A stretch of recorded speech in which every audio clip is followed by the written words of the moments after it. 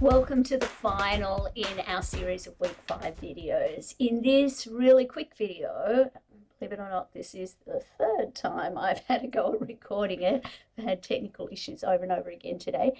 But in this very quick little video, I want to challenge you to think about the ways in which regulation and the approach to regulating AI could impact the entrepreneurship, the innovation, and the ways that we use and seek to use artificial intelligence and other technologies going forward.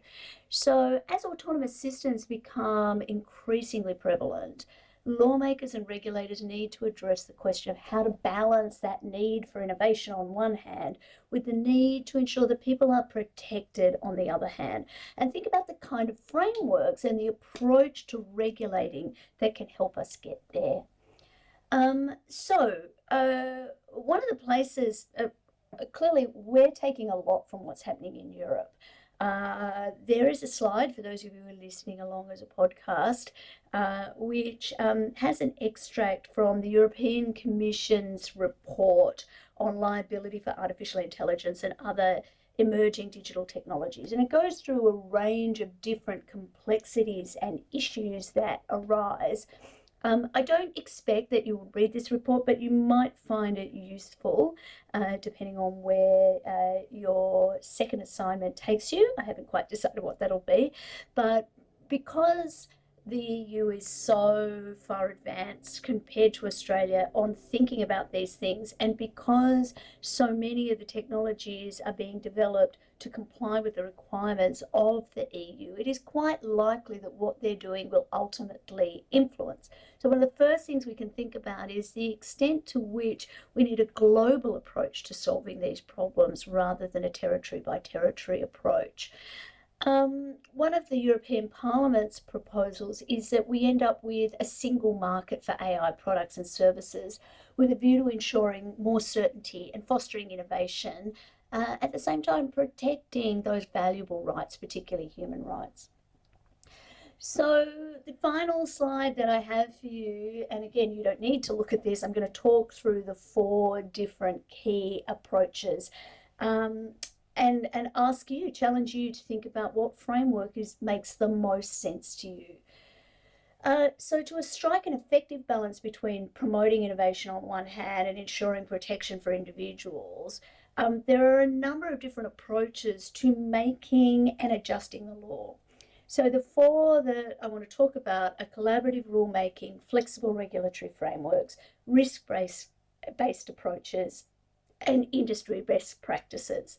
So what do I mean by those things? So a collaborative rulemaking approach involves engaging with stakeholders. So lawmakers getting together with businesses, researchers, the public, those stakeholders who are impacted by the technologies and the laws that are going to be made, and together developing regulations that effectively address the unique challenges that are posed by autonomous systems and the unique challenges of encouraging innovation.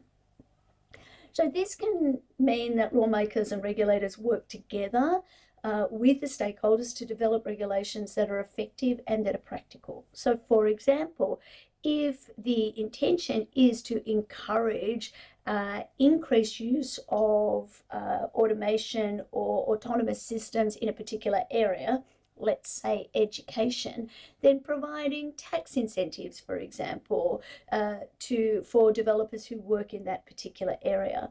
Or if the requirement is to really enhance safety features, to find and isolate consistencies amongst what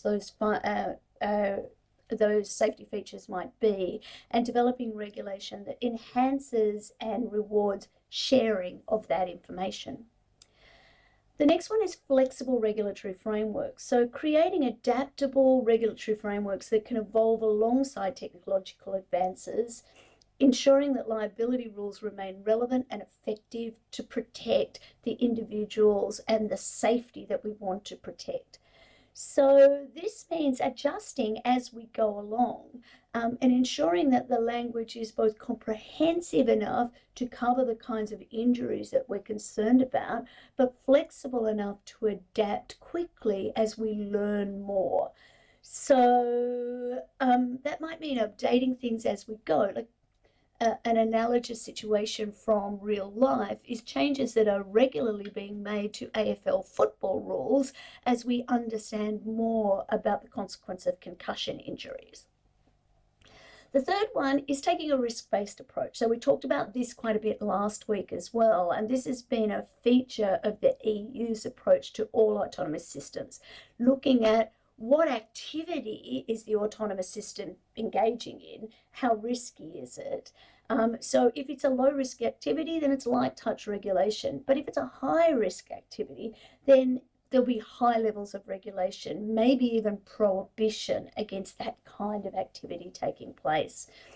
This means that different levels of regulation and liability can be applied depending on the level of risk that's associated with the AI system.